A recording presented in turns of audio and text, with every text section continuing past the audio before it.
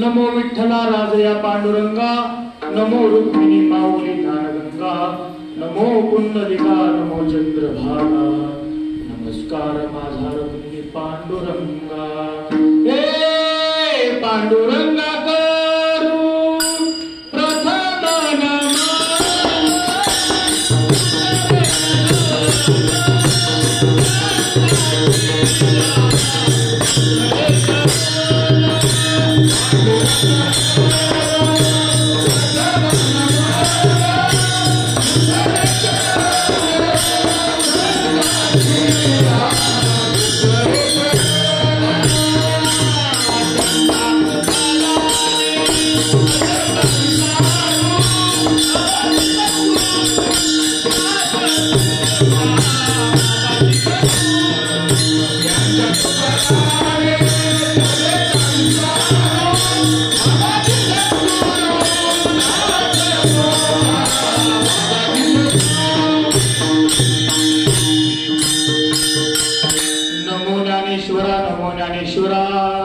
निवृत्ती उदार सोपान देवा, मुक्ताबाई नमो त्रिभुवनी पावनी, आद्यत्री जननी देवाची नमो, सद्गुरु तुकया ज्ञानदीपा,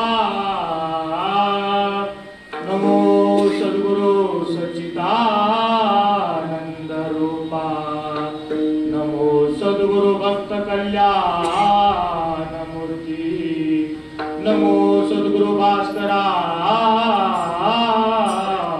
कीर्ती, जयांची केली स्मरण होय सकळ विद्येची अधिकरण, ते जीवन श्री चरण श्री गुरूंची ते नमस्कार आता.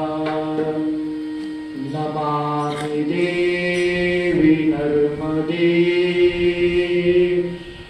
नमामि देवी नर्मदे, त्वदीय पाद पंकजं, नमामि देवी नर्मदे, कर्पूर गौरं करुणावतारं, संसार सारं भुजगेन्द्रहारं, सदा वसन्तं हृदयारविन्दे, भवं भवानी सहितं नमामि, भवं भवानी सहितं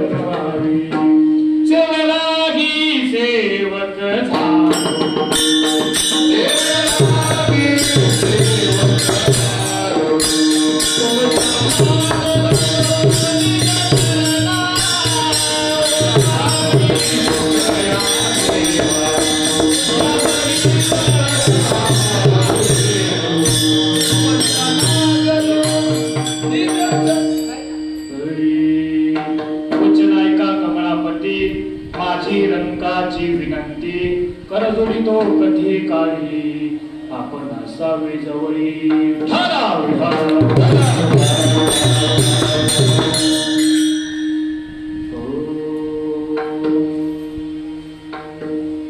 पुण्यवंत व्हावे घेता सज्जनांची नावे निघे माझी वाचा तुटे महालाभ भुकासाठी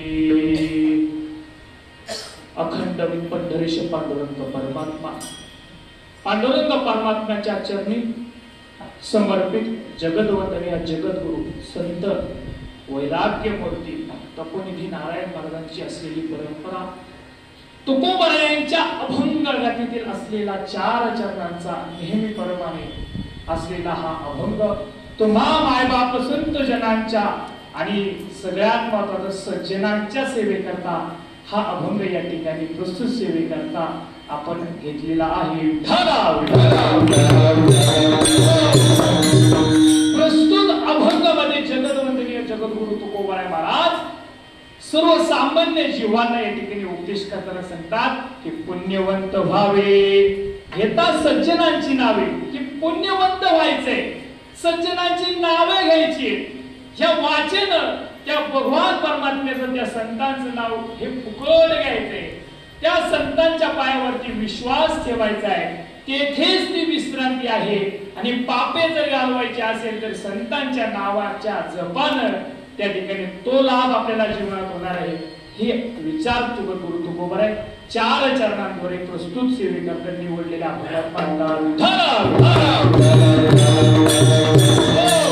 सर्वांना ज्ञात आहे अभंग आपण निवडण्यापूर्वी अल्पसा परिहार वक्तव्याचं अधिकर्तव्य असतं त्याप्रमाणे आज दरमजल करत आपण देहू वरून आज भूवैकुंठ पंढरपूर या ठिकाणी 9 दिवस आज आपण पायी पायी पायी पायी भजन करत त्या ठिकाणी आज सर्व वारकरी या ठिकाणी आलेलो आहोत आज आपलं वाटचालीचं कीर्तन आहे आणि या वाटचालीच्या कीर्तनाच्या सेवेमध्ये वारकरी संप्रदायाचा आणि महत्वाचा देहूकरांचा फळाचा नियम सांगतो जो वारकरी पायी चालेल जो वारकरी सेवा करेल मग ती वाढायची असो तरी चालेल मग अशाच सेवेकऱ्याला त्या ठिकाणी या फळामध्ये कीर्तन करण्याचा त्या ठिकाणी संधी आपले सर्वजण आपल्याला देत असतात मग या फळाच्या कीर्तनाच्या नियमाप्रमाणे आपल्याला जास्त वेळ कीर्तन करायचं नसतं खालचे उरग म्हणण्यापेक्षा आपल्याला टाइम दिलेला असतो 1 तासाचा मग त्या तासाच्या आत 5 मिनिटं कीर्तन आपण सेवा उरकायची असते कारण 7 ते 9च्या कीर्तनाच्या नंतर 9च्या पुढे तुम्ही काही बाबाचं कीर्तनकारांनी काही सांगू द्या लोकांना त्याचं ज्ञान देणं नाही तुम्हाला वेळ किती दिलाय तेवढ्यात तुमचं आत पाहिजे म्हणून मायबाप आज सेवेकरता निवडलेला अभंग जगदवंदनीय जगद्गुरु तुकोबराय महाराज ज्यांच्या पालखी सोहळ्यामागे आपण सर्वजण ज्ञानोबा तुकोबाचा गजर करत आज पंढरपूरला येत असतो आषाढी कार्तिकी मध्ये विसरू नका कोणी सांगत असे गुंज पांडुरंग परमात्म्याच्या त्या आषाढी वारीच्या वेळेस आपण आलो होतो आणि आज पुन्हा एकदा कार्तिकी वारीला पुन्हा एकदा पायी पायी चालत नामस्मरण करत तपश्चर्या करत साधना करत या ठिकाणी पुन्हा आपण पंढरपूरला तुकोबरायांच्या या भवनामध्ये उपस्थित आहोत मग अशा पद्धतीने असलेल्या या तुकोबरायांच्या भवनामध्ये आज आपल्याला सेवेकरता निवडलेला अभंग मायबाप जगद्गुरु तुकोबराय तुम्हा सर्वांना या ठिकाणी उपदेश करून सांगतात की पुण्यवंत व्हा का मायबाप पुण्यवंत व्हायचं सगळ्यात महत्वाचा प्रश्न ज्या व्यक्तीला अभंगावरती प्रश्न पडतो त्या व्यक्तीचा अभ्यास असतो का पुण्यवंत व्हायचं पहिलाच त्या ठिकाणी आमची शंका आहे महाराज पुण्यवंत का व्हायचं तर पुण्यवंत याच्याकरता व्हायचं आज देव फक्त एवढीच लोक आहेत का देवच्या पंचक्रोश एवढीच लोक आहे का मग त्या लोकांना का रे पुण्य मिळत नाही जे पुण्य माय बापांना सर्वांना सज्जनांना सुरुवातीला शब्द वापरतो सज्जनांना या ठिकाणी मिळालेला आहे म्हणून ह्या सज्जनांना ते पुण्य कमवायचं आहे कशासाठी तर त्या भगवान परमात्म्याचं ते निज सुख पाहण्याकरिता त्या जीवनातील असलेली सुखाची प्राप्ती होण्याकरता या जीवनामध्ये या देहामध्ये या जीवामध्ये त्या शिवाचं स्वरूप एकत्रित होण्याकरता त्या पुण्याच्या गाठी तयार करण्याकरता ही साधना आपल्या जीवनात महत्वाची आहे म्हणून मायबाप आपण त्या पंढरपूरला भूवैकुंठ पंढरी देखलिया ती भूवैकुंठात असलेली पंढरी पाहायची म्हणून आम्ही या ठिकाणी या पंढरपूरच्या वाटेने आज चालत आलेला आहोत. म्हणून अशी बरुवे बरुवे पंढरपूर विठोबा रायाचे नगर जनजळीत सोनसळा कळस दिसते सोजवळा बरुवे बरुवे पंढरपूर विठोबा रायाचे नगर ते आज आम्ही त्या ठिकाणी पाहिलं. पाहता राहुलाची पाटण तीर्थे घडली 307 त्या ठिकाणी त्या राहुलाच्या पाठीचं नुसतं दर्शन घेतलं तरी ते 307 तीर्थ घडतात. अवघीच पापे गेली दिगांतरी चंद्रभागा डोळा दिखल्या एकदाच त्या चंद्रभागेचं दिसतं डोळ्याने दर्शन घेतलं तर अवघी पापे त्या ठिकाणी नाहीशी होतात. अनेक तीर्थांचं दर्शन त्या ठिकाणी होतं. अशा पद्धतीचा असलेला लाभ तुकोबऱ्या आपल्या सर्वांना ओरडू ओरडू आपल्या अभंगाद्वारे लोकांपर्यंत कळवणीने काकुळतीने येऊन सांगतात. नवे नवे काकुळतील नाही आले का तुकोबऱ्याचे मग भाष्य सगळ्यांना माहिती. मला आप्पा काल एका व्यक्तीने प्रश्न विचारला की देऊला वारकरी संस्था का नाही. लय भारी उत्तर दिलं त्यांना. म्हटलं देऊला का नाही कारण हे बाप आहे आणि बापा पुढे चुकी चालत नाही. इथं जे सत्य आहे ते सत्यच आहे आणि त्या सत्याला तोड नाही म्हणून ही वारकरी संस्था नाही. जे आहेत ते प्रॉपर आहे त्यांचं शिक्षण प्रॉपर आहे. मग बापाकडे असलेले शिक्षण बापाची असलेली शिस्त आज तुकोबाऱ्यांच्या संस्थांमध्ये आणि पालखीमध्ये त्या ठिकाणी दिसते.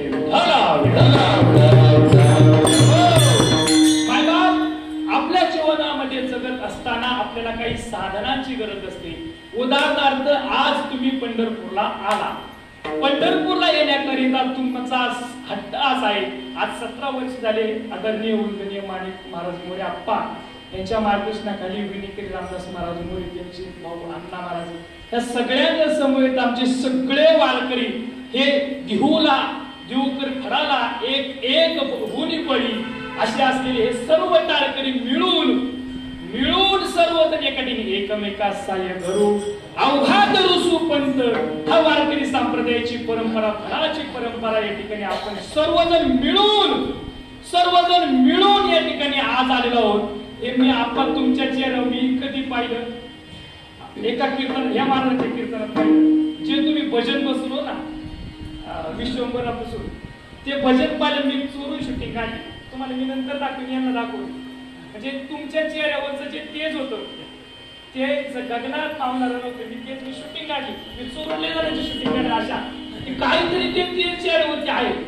नक्की आहे मी मानतो त्या गोष्टीला की यांचं जे भजन चाललं होतं त्यावेळेस तुम्ही इकडे तिकडे पाहत होते त्यावेळेस तुमच्यावर त्याच्यावरती मी अतिशक्ती करीत नाही पण मी सत्य सांगतो. मी सत्य वागणारा माणूस पण तुमच्या चेहऱ्यावर जे तेज होतं ना खरंच मला कुठं दिसलं नाही. कारण 17 वर्ष झाली आज ही वारी चालली आहे आणि या वारीमध्ये सर्व वारकरी मिळून आज भजन करतायत आणि नियमाचं भजन एकही मिनिट पण भजन नाही. आता आम्ही जास्त नसतो मागे पुढे असतो तो विषय सोडून द्या पण तरी सुद्धा त्या भजनामध्ये आज नित्य नियमाची वारकरी आज महिला मंडळी चाली फराच्या चाली बसवलेल्या महिला मंडळी आज महिलांच्या भजनात जायचं म्हणलं का आम्हाला काटाय बघावं पण अशी फराच्या चाली ऐकायचं म्हणलं का आम्हाला अंगात एक जल्लोष होतो. अशा पद्धतीचं असलेली आपली फडकरी परंपरा आहे. पण बाबा मी सांगून गेलो की साधना करत असताना आपल्याला काही पुण्याची गरज आहे. ती पुण्याची गरज फक्त फडकरी परंपरेत आणि वारकरी संप्रदायात चांगल्या पद्धतीने मिळते. मग साधना बाबा कोणती आहे तर साधना केली तर पुण्याची गाठी मिळते. मग त्यामध्ये आमची पंढरपूरची वारी आम्ही पायी चालतो आम्ही मनाने गायन करतो मनाने वाचन त्या ठिकाणी तपश्चर्या करतो. ही साधना करत असताना त्या भगवान परमात्म्याचं नामस्मरण त्या संतांचं असलेलं वचन त्या ठिकाणी आम्ही गातो आणि म्हणून आम्हाला त्या ठिकाणी या संतांची पुण्याची गणना त्या ठिकाणी फार महत्वाची आहे. ही गायन हे वाचन गायनाचे उडे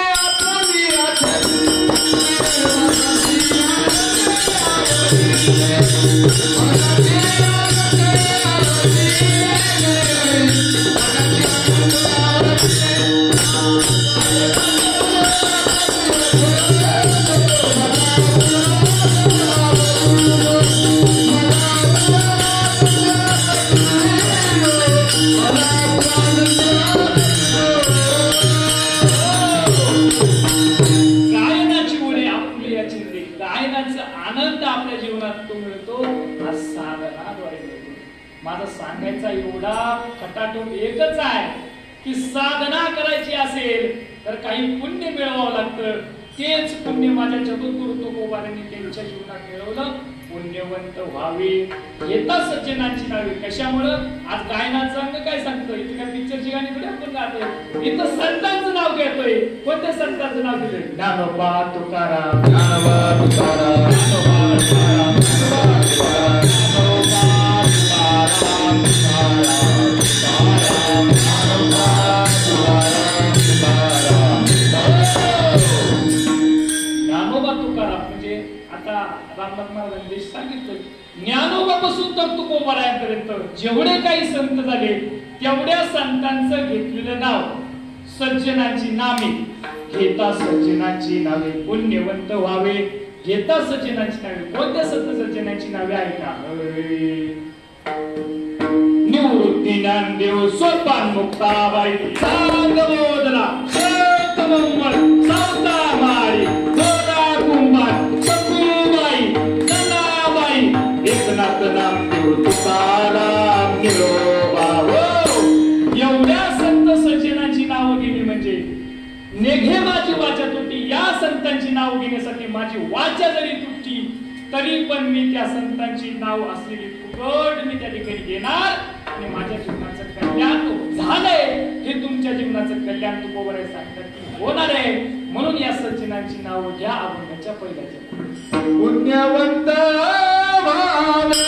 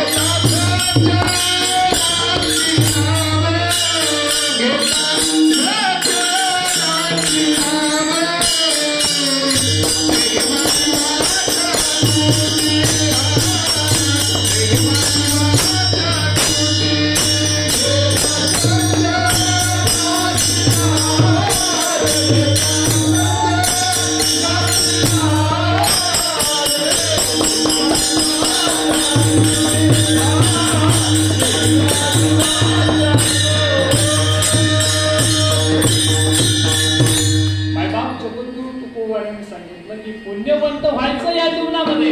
कारण 84 लक्ष वेळी फिरून तुम्हाला मानवाचा देह मिळालाय आणि या मानवाच्या देहामध्ये लिंग पुराण सांगतं की मानवाच्या देहाच्या अगोदरचा जन्म जो माणसाचा आहे तो कुत्र्याचा जन्म सांगितला आहे.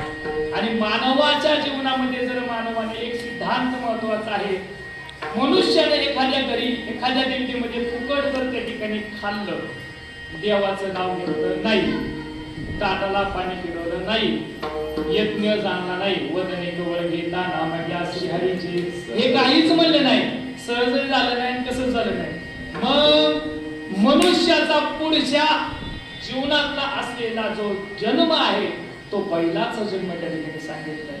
त्यांच्या डोळ्यात तुम्ही एकदा पार ती डोळ्यात तुम्ही पाहिलं ना ती इकडे बघा, ती तुमच्या डोळ्यात पाहून डोळे घालून बोलणार नाही, कारण तेवढा अभिमान ती पाहत नाही. का तर आमच्या जीवनामध्ये आम्ही मनुष्य जन्मामध्ये आलो पण अवघी करीत ती हाड तेवढं प्रमाण त्या ठिकाणी आलंय, कारण आम्हाला सगळे हाड त्या ठिकाणी करतात. का तर त्या जीवनामध्ये कधी पुण्याचा संच मिळवला नाही, कधी सज्जनांची नावं घेतली नाही. मग मायबाप तुम्हाला का सांगतो हे सर्व काही तुकोबारायांचे विचार? कारण सज्जनांची नाव घेण्याकरता तुम्ही म्हणता आम्हाला सज्जनांची नाव येत नाही, बाकीचे म्हणतात 4-5 जण सोडून किंवा 4-5 जण सोडून आम्हाला सज्जनांची नाव येत नाही. मग काय वारकरी संप्रदायाने सगळं सोपं सांगितले. तो का म्हणे सोपे आहे सर्व मुनी, शहाणा दोघांनी घेतले फक्त शहाणाच घेणार, सोपं आहे ते. पण काय आहे सोपं? ज्ञानोबा तुकाराम सोपं आहे, फक्त ज्ञानोबा तुकाराम. ज्ञानोबा म्हणा नाही तर काही म्हणा, पण म्हणा ज्ञानोबा तुकाराम. शुद्ध म्हणलं तर अजून चांगलं, ज्ञानोबा तुकाराम. अशा पद्धतीची भजन करा आणि आपल्या पुण्याची संचयाची गाठी करा. हे पुण्य का मिळवायचं? तर आपल्या जीवनामध्ये त्या भगवान परमात्म्याचं सुख, आपल्या जीवनात असलेल्या अडचणी, पूर्वजन्मी केलेलं पाप तेही बहुविस्तारी, पूर्वजन्मी पाप केले तेही बहुविस्तारिले जन्माचं पाप आपल्याला घालवायचं असेल, आपल्या जर कर्माच्या रेषा बदलायच्या, जर संचित प्रारब्ध बदलायचं असेल तर भगवान परमात्म्याचं आणि संतांचं नामस्मरण आपल्याला करायचंय.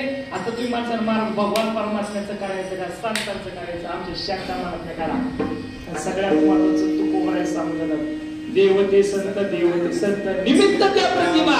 फक्त देवते संत देवते संत निमित्त त्या प्रतिमा. किती उदाहरण तुम्हाला तिकडे पटवून देता येईल. महाविष्णूचा अवतार सखा माता ज्ञानेश्वर किंवा विष्णूचा अवतार म्हणे तुका विष्णू नाही तुझ्या तुकोबरांचे कट्टवरी. रामेश्वर महाराज सांगतात की तुका विष्णू नाही तुझ्या. संतांची अनेक वचने त्या ठिकाणी सांगतात की. आणि अजून एक त्र्यंबकेश्वरचे महाराज निवृत्तीनाथ महाराजांना सुद्धा अवतार सांगितला. सदाशिवाचा अवतार स्वामी निवृत्ती दातार. ब्रह्म तो सोपान झाला ब्रह्माचा अवतार असले. हे संत म्हणजे देव देवते संत. देवाचं नाव घ्या नाही तर संतांचं नाव घ्या. सगळ्यात महत्वाचं वाचे म्हणता गंगा गंगा सगळं पापे जाते मागा. वाचे म्हणता गंगा गंगा डबल का म्हणले, हरिमुखे म्हणून हरिमुख म्हणजे डबल का म्हणले. तुमचा प्रश्न दिदीचा डबल अमुक काय घेतलाय, प्रश्न पडलाच पाहिजे तरच पापार्थ करतो. तसा कळत नाही. आणि भक्ती करत असताना दमाने कणकट करायची, घाबरायचं नाही, तिथं लढायचं बिंदास. कारण परमार्थ अशी गोष्ट तुकोबारांनी केली. आम्हाला तो अधिकार आहे. भगवान परमात्म्याने ज्या देवानं आम्हाला त्या ठिकाणी जन्माला घातले त्याच देवाने आम्हाला ज्ञान मिळवण्याचा अधिकार त्या ठिकाणी त्या देवानं आम्हाला दिलेला आहे. म्हणून मायबाप ते ज्ञान आपल्या जीवनात कमवायचे. ज्ञान म्हणजे काय, तो भगवान परमात्मा म्हणजे ज्ञान. त्या भगवान परमात्म्याची असलेली स्वरूपाची माहिती म्हणजे ज्ञान. आता देव आहे मस्त तुम्हाला दिसतोय, फक्त देवाची प्रतिकृती आहे. पण देव आहे कसा, माझी जनाबाई महाराज सांगतात. देव आहे हृदय मंदिर शिवधुनी पाय. देव नटला नाना परी गुरुनी उरलाच्या लाजरी. देव तो नाना प्रकारे प्रत्येकाच्या हृदयामध्ये आहे. देव कुठे आहे तर तुम्हाला सांगायला जर गेलं तर तुम्ही माणसाला महाराज आम्हाला दाखवा. आता आम्ही मग तुमच्या पुढले माणसं पुढे येऊ, मग आम्ही सांगणार हवा आहे पण दिसते का. मग तसंच आहे. देवाला रूप नाही, देवाला स्वरूप नाही. देव कशात आहे, देव तुकोबरायांच्या मूर्तीमध्ये देव आहे. अनंत रूपे अनंत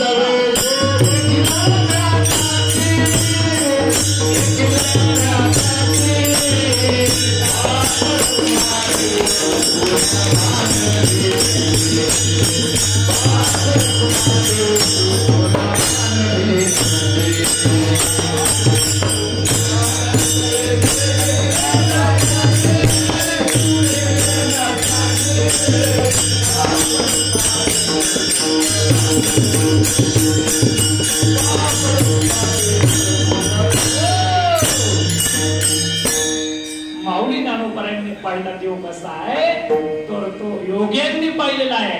अनंत रूपे अनंत वेशी. अनंत रूपात तो भगवान परमात्मा नटलेला आहे. मग सगळ्यात महत्वाचं महाराज माझ्या कालचा महत्वाचा उद्देश तुम्ही पाहिला असेल, तुम्हाला समजेल, यांना पण समजेल की आता या जीवनामध्ये आम्हाला समजतो जगायचंय कसं. आता आम्हाला भगवान परमात्मा पाहायचाय, पण तो कशा स्वरूपाचा पाहिजे, तो कसा नटलेला आहे, तो कुठे आम्हाला दाखवा. त्याचं स्वरूप कसं आहे. सगळ्यांच्या पुढे पडलेला प्रश्न आहे. आपण सर्व देवाची गुण करतो, देवाचं स्वरूप जाणतो, पण तो आपल्याला या आयुष्यात जन्मात भेटेल का नाही माहिती नाही. याची शाश्वती आहे का भगवान परमात्मा मिळेल. आपण नेहमी म्हणतो महाराज आम्ही अखंड त्या भगवान परमात्म्याचं नामस्मरण करतो, पण तो भगवान परमात्मा आम्हाला आजपर्यंत पाहायला मिळाला नाही. सगळ्यात महत्त्वाचं सांगून जाईल की अर्जुनाला भगवान परमात्म्याने त्या ठिकाणी ते स्वरूप दाखवलं, पण अर्जुनाला ते पाहता नाही, कारण आपली दृष्टी झाली नव्हती. ते चतुर्भुज रूप पाहण्यासाठी माझ्या नाथ बाबांनी त्या ठिकाणी देवापुढे आपलं मस्तक टेकवलं, मस्तक आपटलं. नाथ बाबांनी त्या ठिकाणी प्रश्न केला की श्रीखंड नावाच्या स्वरूपानं तू आमच्या त्या ठिकाणी जरी भक्ती केली, माझी सगळी कामं केली, मला लज्जास्पद केलं देवा, पण तू मला तुझं एकदाच स्वरूप दाखव. ती स्वरूप पाहण्याकरता संतांची ती वृत्ती झाली होती. आपली ती वृत्ती होईल का. पुरुषोत्तम महाराजांनी मी सांगतो की असं बोलू नको रे, बोलू नको रे. मी नेहमी सांगायचं, पण महाराज मला राहत नाही. का राहत नाही. तो भगवान परमात्मा आजही आपले जर डोळे झाकले, सगळ्यांनी डोळे झाकून पहा की एका डोळ्यामध्ये माऊली ज्ञानोबा दिसतील, एका डोळ्यामध्ये तुकोबाराची अशी सुंदर मूर्ती दिसेल. दोन्ही डोळे झाकल्याच्या नंतर आम्हाला एका डोळ्यामध्ये तो पांडुरंग परमात्म्याची सुंदर असलेली मूर्ती दिसेल आणि एका डोळ्यामध्ये आमच्या आईसाहेब रुक्मिणी मातेची डोळ्याची असलेली मूर्ती दिसेल. हे स्वरूप आजही तुम्हाला ते डोळे झाकल्यानंतर राजस सुकुमार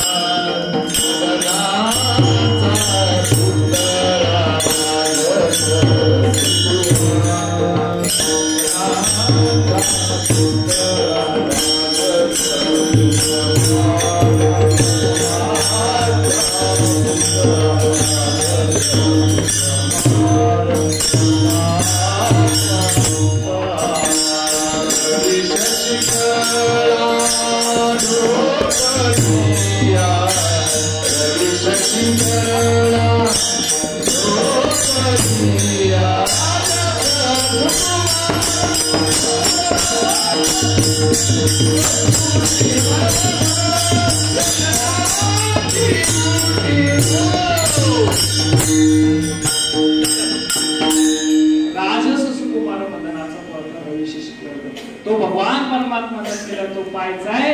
पण मायबाप तो पाहत असताना भगवान परमात्मा एका मिनिटात सांगतो तो दूर नाहीये. भगवान परमात्मा समोर तुमच्या बसले. जगद्गुरु तुकोबारायांचं समोरचं उदाहरण देतो. जगद्गुरु तुकोबाराय तुमच्या समोर मूर्ती पाहिल्यानंतर तुम्हाला असं जाणून की ते तुकोबारायांना 10 हात दिसतात का तुम्हाला? असं काही जगद्गुरु तुकोबाराय मानवी वेशधारी भासलाच की नाही? ऐना प्रमाण मानवाप्रमाणेच त्या ठिकाणी संतांनी कार्य केलंय. कारण माझे भरपूर विषय आपण मला मांडायला वेळ कमी पडतो पण मी अगदी जास्त मांडणार नाही. कारण तो भगवान परमात्म्याचं स्वरूप जाणत असताना संतांनी जो अवतार घेतला यामध्ये पाठीमागे जर गेलं कृतयुग, द्वापारयुग, त्रेतायुग, द्वापारयुग आणि कलियुग अशी 4 युग होऊन गेली. सत्ययुगामध्ये माझ्या त्रेतायुगामध्येच उदाहरण घ्या. भगवान श्रीरामांचा असलेला विष्णूचा असलेला 7वा अवतार भगवान विष्णूने तो अवतार घेतला. पण अवतार घेत असताना त्या ठिकाणी त्यांचं एकच कार्य होतं, दैत्याला मारायचं आणि त्याच्यावरती राज्य करायचं. पण एकदा जन्म घ्यायचा मारायचं, एकदा जन्म घ्यायचा मारायचं. पुनरुपी जनरम पुनरुपी मरण हे कोटपर्यंत चालत, त्रेतायुगापर्यंत चालत, द्वापारयुगापर्यंत चालत. भगवान परमात्म्याने आपला विचार बदलला आणि आता सांगितलं की आता त्या ठिकाणी देवाच्या स्वरूपात यायचं नाही. मग कशाच्या स्वरूपात यायचं? तर त्या संतांच्या स्वरूपात यायचं. आणि ह्या जगाला कलियुगामध्ये आपण ही भक्ती शिकवायची.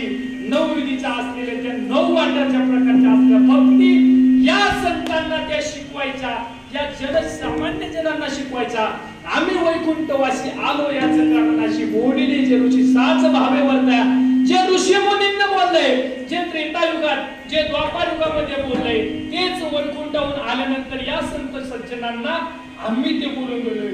म्हणून माझ्या अभंगाचा पहिल्या चरणाचा अर्थ समजून लक्षात घ्या. हेता सज्जनांची नावे, ही सज्जन असलेली संतजन कोण? सत अधिक जन असलेले संतजन म्हणजे ज्ञानोबा तुकाराम असलेल्या भजनामध्ये अभंग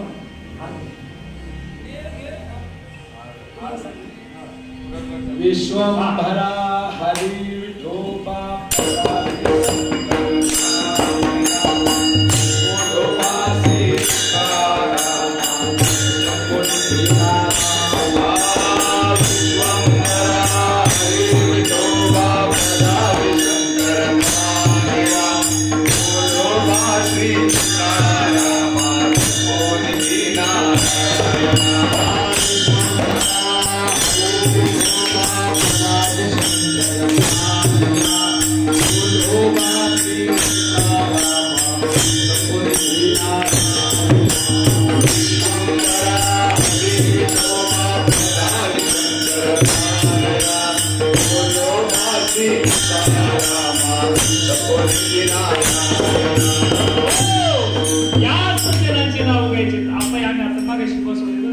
सज्जनांची कोणची नाव घ्यायची तर ही देव परंपरेत असलेली संत सज्जनांची नावं आपण घ्यायची. आता पुढच्या वर्षी आपण अजून चालीत ते भजन करू. ही संत सज्जनांची नावं घ्यायची, ही संत सज्जनांची नावं घ्यायची. आणि ही संत सज्जनांची नावं घेत असताना माझी वाचा जरी तुटली तरी माझ्या जीवाला त्रास झाला तरी चालेल, माझा कसा बसला तरी चालेल, पण मी पंचमलाच तरी गाणार नाही, 2लाच गाईल. पण ते गात असताना संतांची नाव घेत असताना माझ्या बेबीच्या देठापासून कंबर का बांधतात? कंबर कसून काम करणे म्हणजे कंबर बांधणे. गायकांनी सुद्धा का कमर बांधायची असती, फडाच्या परंपरेत बाकी नाही. विनेकरांनी का बांधायची, हे कमर बांधायचे, रेतून नाचायचं का? तर हे कमर कसून काम करणे म्हणजे कमर बांधून काम करणे. वारकरी संप्रदायाच्या प्रत्येक गोष्टीचा विचार केला. आपल्याकडे तेवढं सांगायचं वेळ नाही, पण प्रत्येक गोष्टीत एक सार लपलेले. आज फेटा सुद्धा काय कंटिन्यू का बांध असते, माझं कारणच आहे. पण ते आहे पुरुषोत्तम महाराजांना समजले, ते मला समजले, पण आम्ही फेटा उतरवणार नाही का? कारण ते फेटा बांधल्यानंतर 2 तास आपण बसून एवढी एनर्जी येत असेल तर आयुष्यभर जर ते फेटामध्ये राहिलो तर काय एनर्जी तिथं कोबरे आपल्याला देतील ही आम्ही त्याची गणना करू शकत नाही. ही सज्जनाची नाव घेण्याकरता हे आयुष्य आपल्याला मिळालेलं आहे. म्हणून या आयुष्यात नाम घेत असताना आपला जीव गेला तरी चालेल, पण ह्या देहापासून नाव घ्यायचं. आणि नाव घेत असताना आपला फक्त भाव संतांच्या पायावरती ठेवायचं. तिसरं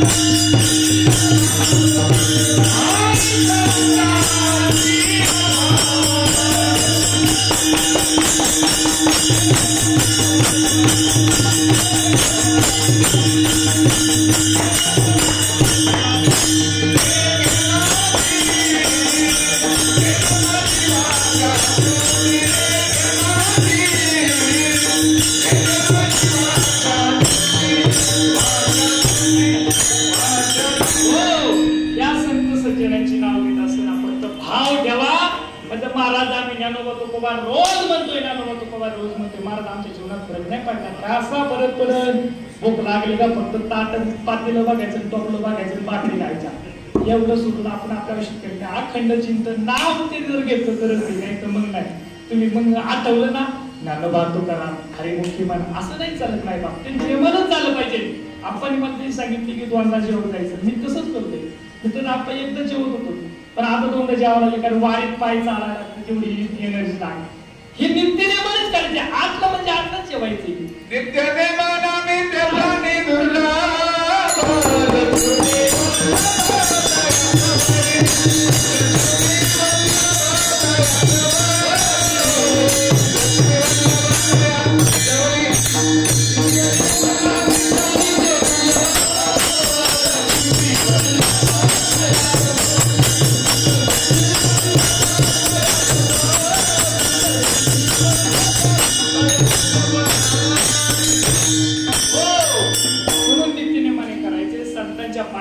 विश्वास ठेवायचा. संतांच्या पायावरती विश्रांती आहे, संतांच्या पायावरती सुख आहे.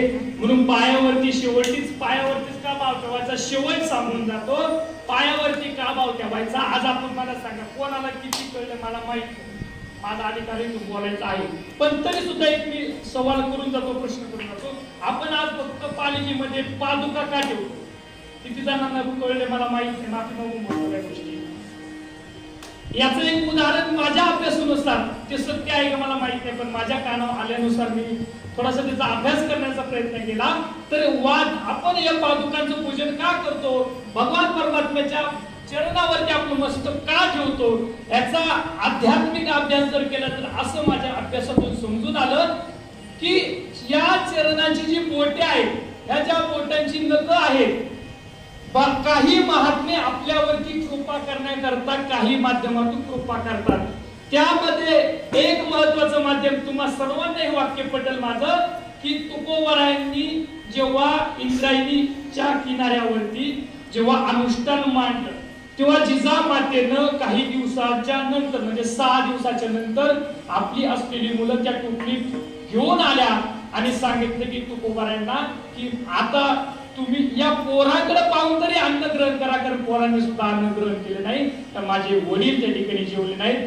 तेव्हा तुकोबरायांनी एक नजर त्यांच्याकडे टाकली, नजर कटाक्ष निहाळले, म्हणजे महात्मे कृपा करण्याकरता आपल्या मुखातून आपल्या डोळ्यातून पाहता, डोळ्यात तुम्ही घ्या रे सुख पहा माझ्या विठोबाचे मुख, ते डोळ्याने नुसतं डोळ्यात नुसतं पाहिलं तरी सुद्धा नजर कटाक्ष निहाळले. त्याप्रमाणे त्या मुलांचे जी एनर्जी होती ती पुन्हा त्या प्रमाणात आली, जसं जेवलेली पोरं तयार झाली इतकी एनर्जी झाली. म्हणजे नजर येणं त्या ठिकाणी संत महात्मे कृपा करतात. संपला माझा विषय, मी चरणावरती येतो. त्याचप्रमाणे संतांच्या चरणावरती काय आहे तर संतांच्या चरणावरती त्या बोटांमध्ये शक्ती प्रवाहित होते. जी त्यांनी साधना केली, जे तुम्हाला फळ हवं आहे ते जर तुम्हाला पाहिजे असेल तर संतांच्या चरणावरती भाव ठेवा, आपलं मस्तक ठेवा आणि भावानं त्या ठिकाणी संतांकडे मागा. संत उदार भरले अनंत भंडार, तेथे आलियासी दान संत देण्याकरता आलेला आहे. संत गोळा करण्याकरता नाही आले. गोळा करणाऱ्यांना मी संत मानतच नाही. जे उदारतेने देतात, उदारतेने सेवा करतात, की मी जरी चालवणार तरी मी वाढण्याची सेवा करतात, ही जी सेवा जो करतो त्याच व्यक्तीच्या आयुष्यामध्ये जीवनामध्ये संतांची प्राप्ती होते.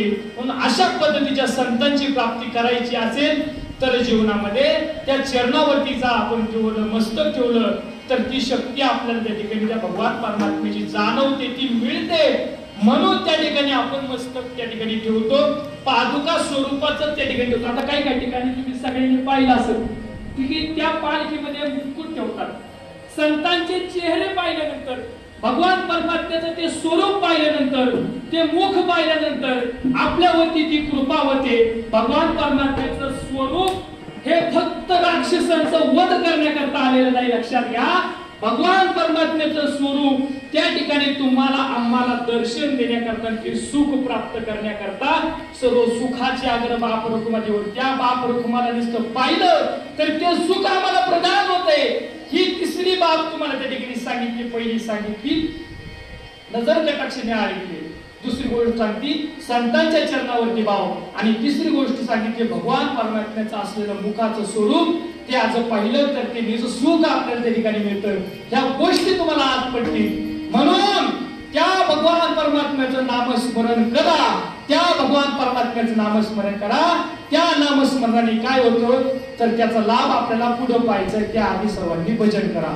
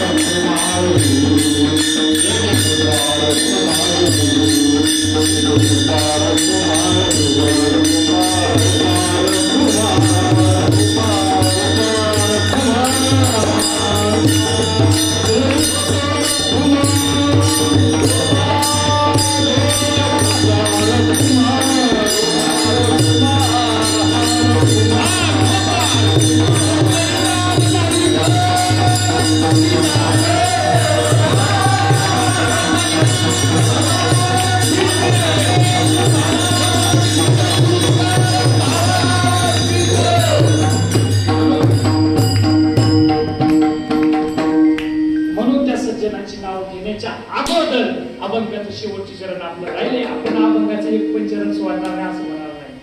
कारण फडकरी परंपरा सांगते भाऊ तू काही सांग, तू म्हणे म्हणजे नाही आम्हाला ऐकायचं. आम्हाला तुकाराम महाराज म्हणजे काय सांगतात, तुका म्हणे सांग, तू म्हणे नको सांगू. म्हणून मायबाप त्या संतांनी आपल्याकरता, आपल्यावरती उपकार करण्याकरता काही गोष्टीची बाब आपल्यासाठी ठेवलेली आहे. म्हणून मायबाप सर्वात महत्वाचा अभंगाचा शेवटचा चरणाचा अर्थ आपल्याला पाहायचा आहे. कारण तुकोबाराय महाराज सांगतात की त्यांना माहितीये कलियुग येणार आहे, आणि या कलियुगामध्ये कोणावर किती मानवाचा आणि कोणावर किती कलियुगाचा मारा लागलाय. आज जर प्रत्येकाची 7-12 काढायचा म्हणला तर ते महात्मेच काढू शकतात, आणि तो 7-12 सगळ्यांचा निघला की सगळ्यात महत्वाचा माझं कीर्तनाचा सांगायचा उद्देश नाही, पण माफी मागून बोलत, पण तुम्हाला नक्की समजेल. प्रत्येकाने प्रत्येकाचा आत्मपरीक्षण करा. आणि पाठीमागे मी सुद्धा अनुभवलंय, माझे स्वतःचे अनुभव. आजपर्यंत माझं वय जास्त नाही, 27 वय फक्त कमी, पण आमच्या आजोबांची असलेली परंपरा आमच्या पाठीमागे आहे. आमच्या आजोबांचा 75 वय. सोपान महाराज गाडगे खेड परिसरामध्ये, गाडकवाडी परिसरामध्ये आज त्यांचे सत्य आहेत स्वतःचे. सोपान महाराज गाडगे म्हणून बरेच लोक ओळखतात. बाबांची असलेली 4थी पिढी माझ्यात म्हणजे फडाची परंपरा, आणि संत निळोबारांचा असलेला समाधी सोहळ्याचा पालखी सोहळा म्हणून आम्ही आमच्या वर्गातून अशी असलेली परंपरा आहे. पण मला सांगायचंय काय, की सगळ्या बऱ्याच ठिकाणी फिरतो, हे सगळे महाराज लोक माझे स्टेटस पाहतात. माझ्या सांगण्यातून हिंडण्यातून प्रत्येकाच्या घरी जाण्यातून एक दोष मला मात्र नक्की जाणवला, जो कलियुगामध्ये, ऐका सगळ्यात महत्वाचा आहे हा उद्देश तुम्ही घरी घेऊन जा, जो या कलियुगामध्ये कलियुग म्हणून जगेल त्याचं आयुष्य नाशाला जाणार आहे. लक्षात घ्या, माझं लिहून घ्या, तुम्हाला कधीतरी समजल की महाराजाशी बोलतो. जो या कलियुगामध्ये कलियुग म्हणून जगेल त्याचं आयुष्य नाशाला जाणार आहे. का? कारण सांगून जातो की आजही जो व्यक्ती सत्ययुगातल्या गोष्टी अनुभवतो आणि आपल्या जीवनात अंगीकार करतो तोही आज सुखी आहे. आजही जो व्यक्ती त्रेतायुगातलं आयुष्य जगतो आणि ती अंगीकार करतो तोही मनुष्य आज सुखी आहे.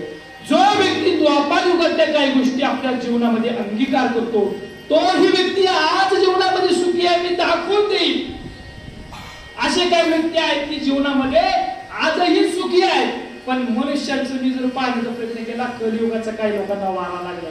एकच उदाहरण सांगून जाईल. या कलियुगामध्ये आपल्या पूर्वज की म्हणजे किती आपले पूर्वज आहे आपल्या जीवनातले, सगळ्यात महत्वाचं काही दोन गण सांगितले जातात.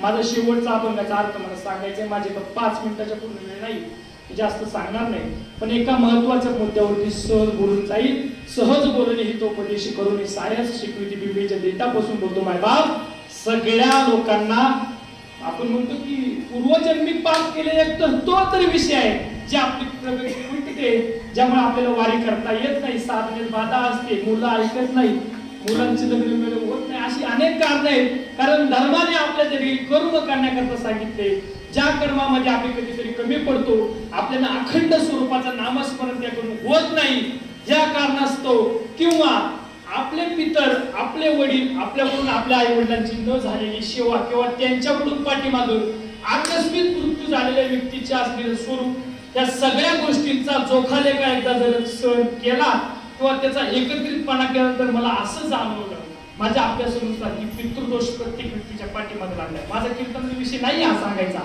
पण तरी सुद्धा तुमच्या कामाकरता आहे.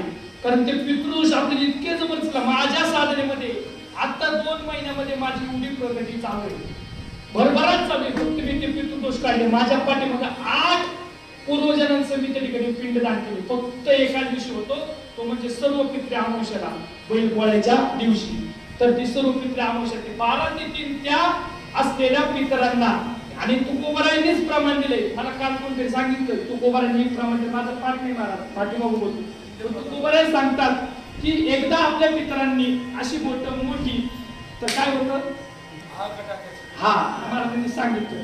तर तुकोबारांनी सुद्धा दिले, पित्र आपल्यावरती जर रुसले तर आपली प्रगती होत नाही. सगळ्यांची उदाहरणे माझ्या सगळ्यांची, असं एक मनुष्य नाही की त्याच्यावर पित्र रुसलेले नाही. तुम्ही म्हणता माझ्या वडिलांची मी फार सेवा केली, मग पाठीमागचा उद्देश तुम्ही पहा, तुम्हाला समजेल. आकस्मिक मृत्यू ज्या व्यक्तीच्या घरामध्ये होतो त्यांच्या आजही काही इच्छा कमी होतात, काही कमी पडते त्यांना, मग ते आपल्या मनात ते भूतक येतं म्हणतो त्याप्रमाणे लागतात, आजही लागतात, मी पाहिले. पण जर तुम्हाला जीवनात सुधारायचं असेल एक तर अखंड नामस्मरण करा. ज्या व्यक्तीच्या मागे आमच्या अखंड नामस्मरण करणाऱ्या व्यक्तीची पिढी केली, आजही काही ती नामस्मरणाची त्यांची माळ आहे, ती जपताय, त्यांच्या चेहऱ्यावरती दिस पाहिलं मला समजतं की खरंच असं काहीतरी जीवनात ठेवा की रामकृष्ण हरी नावाचं नामस्मरण अखंड माझ्या हातात. जेवढं होईल तेवढं दिवसातून पहिल्यांदा 5 मिनिटं करा, 10 मिनिटं करा, संपला आपला वेळ. म्हणून मायबाप संतो अभंगाचं शेवटच्या सोपं तुका म्हणे पापे जाती संतांची, आता मी 1 मिनिटात सांगून जातो की पापे जायची असेल तर संतांची जप करायची, एवढं सांगण्याचा उद्देश माझा एवढाच आहे. पितृदोष सुद्धा जातील पण कर्मानुसार करा. आमच्या गुरुजींनी मी सांगतात की पितृदोष काढायचा असेल तर आम्ही ब्राह्मण विधी करू, पण त्याच्या अगोदर तुम्ही नामस्मरण केलं तर आम्ही तुम्हाला गॅरंटी देणार नाही तुमचे पितृदोष किती झाले, तुमची किती आध्यात्मिक प्रगती होती. त्यांनी अशी काही निष्ठावंत व्यक्ती केले ते आज लाखो कोटी रुपये कमवतात आणि अनेक ठिकाणी दान करतात. मला सांगायचा विषय नाही, मागून बोलून जाईल. पण अध्यात्मामध्ये अखंड नामस्मरण करा. हीच पापे जायची असेल तर संतांच्या जपण्याचा अभंगाचा असं शेवटचे चरण आहे.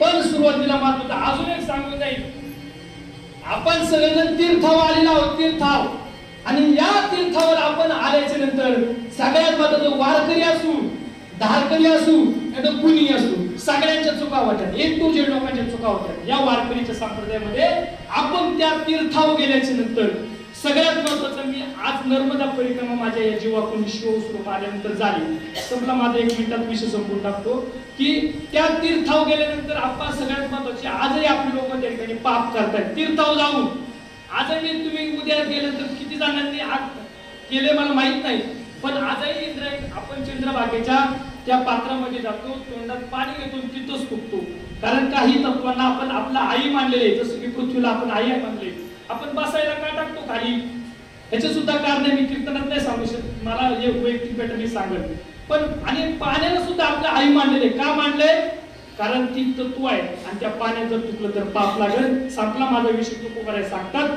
तुका म्हणे पापे न जाती तीर्थाची या बाबी बोला तुका म्हणे पापे तुका म्हणे पापे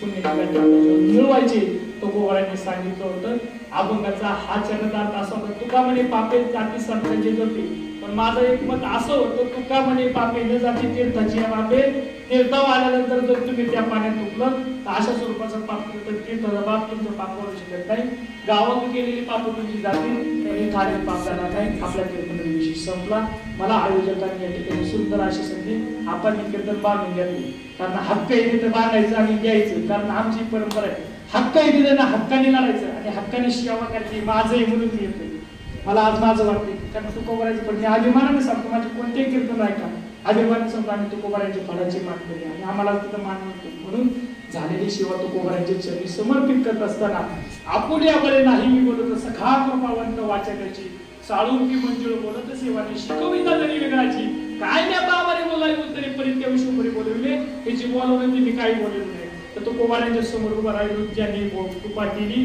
त्या सगळ्या साधू महात्म्यांच्या आशीर्वाद माझ्या पाहिलं म्हणून सेवा झाली. कोणसेट आयोजकांना धन्यवाद, गायक वादक सगळ्यांना मनपूर्वक धन्यवाद. झालेली सेवा पांडुरंग परमात्म्याची जगती पूर्वांच्या सगळ्यात वाजवून तो कोणती नारायण महाराजांच्या चरणी समर्पित करून वाणीला पूर्ण विराम देत असताना सगळ्यांमधून एकच मिनिटाचा मध्ये आपल्या संत निवडणाऱ्यांचा यंदा 273वा सोहळा आहे. 275वा सोहळा 2 वर्षापूर्वीच्या नंतर येतोय. आपल्या संत निवडणाऱ्यांच्या समाधी सोहळ्याकरता आमच्या क्षेत्र उरडे गावातून पिंपळनेरला पालखी सोहळा समाधीला जातोय. तो शिवरात्रीच्या दुसऱ्या दिवशी 16 मार्चला जात आहे. ज्या भाविकांनी यायचं असेल त्यांनी माझ्याशी संपर्क साधा. निवडणाऱ्यांच्या समाधीला या. जसं की आपण संतांची समाधी सोहळी करतो त्याप्रमाणे करा. संतांचं नाम घ्या. ज्ञानेश्वर